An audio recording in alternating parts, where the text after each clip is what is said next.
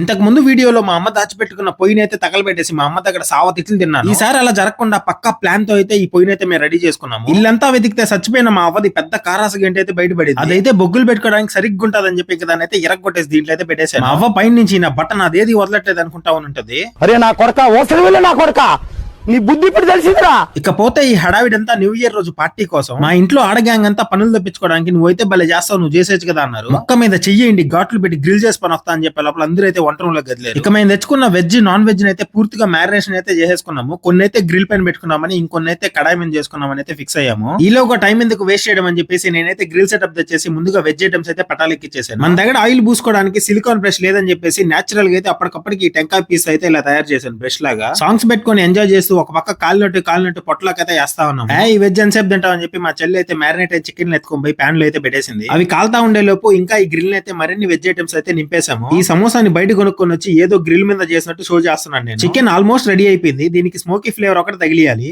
Mushroom samosa.